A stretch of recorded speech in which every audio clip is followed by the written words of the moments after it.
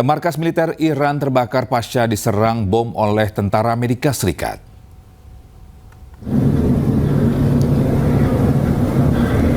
Pemirsa, sebuah video merekam besarnya api ketika bom berhasil mengenai bangunan di markas militer Iran.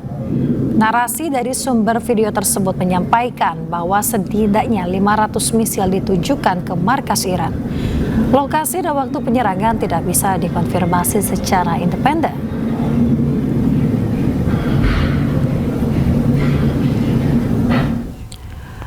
Pemirsa, di sisi lain pihak Amerika menyatakan bahwa telah menyelesaikan serangan udara ke Iran.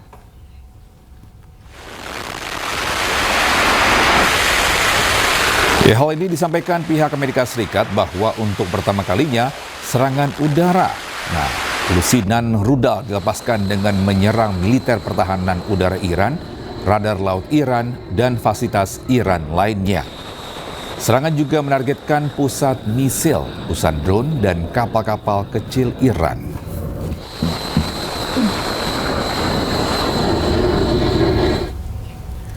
Pemirsa, sementara itu Iran terus melancarkan serangan balasan ke pangkalan militer Amerika Serikat yang berada di sejumlah wilayah di Timur Tengah.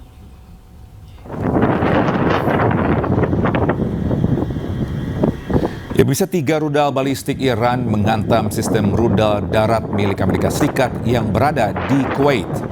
Serangan ini adalah balasan Iran atas serangan udara Amerika Serikat terhadap Bandar Abbas dan Pulau Qeshm. Situasi ini pun semakin memanas. Kuwait dan koalisi bersiap untuk merespon. Sementara ketegangan di Selat Hormuz yang merupakan jalur minyak vital dunia terus meningkat.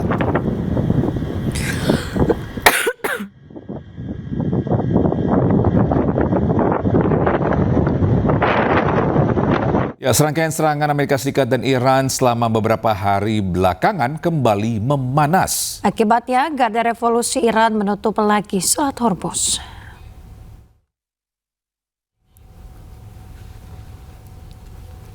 Pemirsa, penutupan Selat Hormuz setelah Iran melepaskan tembakan peringatan yang mengenai sebuah kapal yang melintasi jalur yang dilarang.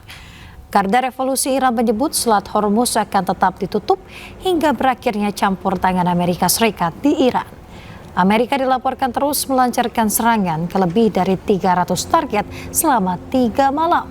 Sebagai tanggapan, Iran melancarkan serangan balasan ke fasilitas militer Amerika di Kuwait, Bahrain, dan juga Yordania.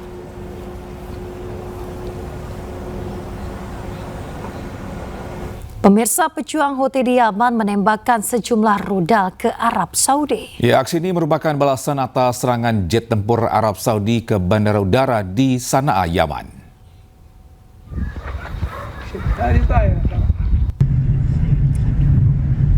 Ya, sejumlah ledakan mengguncang wilayah selatan Arab Saudi pada Senin malam.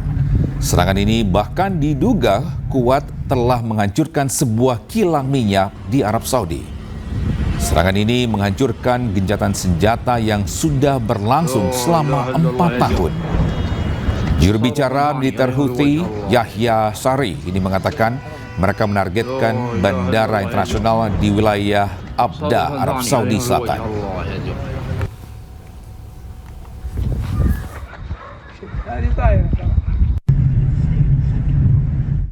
Ya, sebelumnya militer Arab Saudi merudal bandar udara internasional Sana'a, Yaman. Hal ini dilakukan setelah pesawat komersial Iran berencana akan mendarat di Sana'a, Yaman.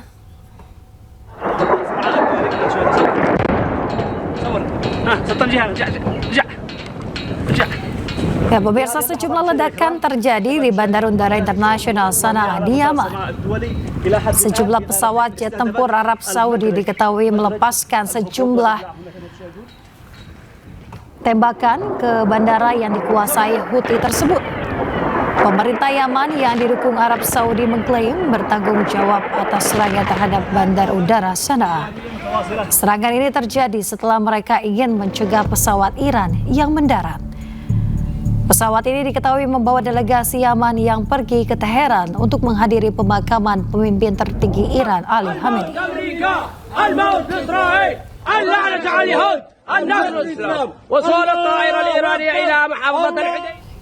Pemirsa, pengungsi warga Gaza di Sabra masih diteror serangan Israel hari Minggu waktu setempat. Rudal menghantam bangunan dan juga memicu ledakan besar.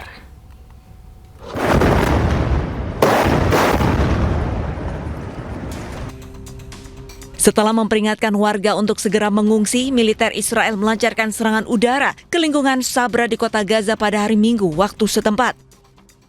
Rekaman video menunjukkan beberapa rudal menghantam lingkungan tersebut, memicu ledakan besar dan mengirimkan kepulan asap tebal serta pecahan peluru ke udara. Diketahui dari media setempat, rudal mengenai sebuah bengkel di Jalan Al-Sinaa, barat daya kota Gaza dan menyebabkan 4 orang tewas. جيراننا عندهم محرقة هنا ضربوها وبعدين حصروا المكان قالوا لنا اخلوا خلينا عيالنا من غزة زي ما انت شايف وبعدين ضربوا المنطقة زي ما انت شايف الدمار اللي احنا فيه. كيف كانت الضربة حاج احكي لنا؟ قوية جدا قوية جدا احنا وصلنا عند مفترق المالية تقريبا غاز المفترق الأسرى وضربة قوية جدا. Di sisi lain, pasukan pertahanan Israel mengklaim telah menyerang lokasi produksi senjata di kota Gaza dan mengklaim militan Hamas beroperasi di daerah tersebut.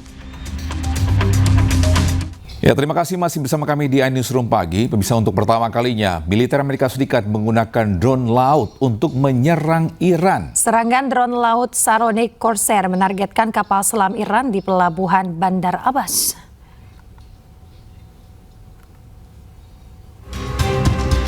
Amerika Serikat mengerahkan sejumlah drone laut Saronic Corsair untuk menyerang pelabuhan Bandar Abbas di Iran. Sentral Komando Amerika Serikat mengklaim baru pertama kali menggunakan drone laut tersebut untuk menyerang Iran. 3 drone Saronic Corsair menargetkan kapal selam dan fasilitas perawatan kapal selam.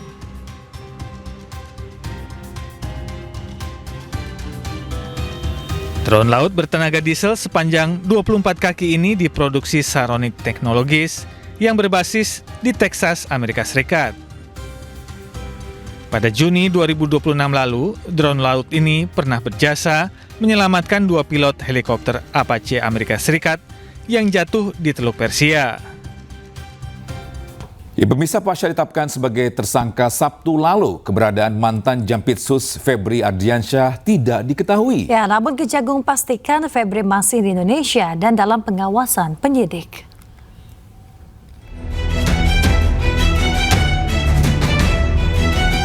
Usai rumahnya digeledah dan ditetapkan tersangka, keberadaan mantan Jampitsus Febri Ardiansyah pun jadi tanda tanya. Apalagi hingga kini Febri belum ditahan.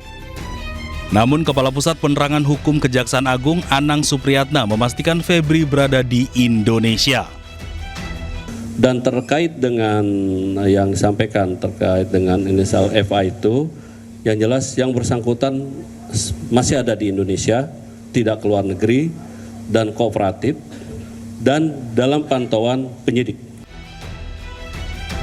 Febri muncul pertama kali ke publik pada Jumat 10 Juli lalu.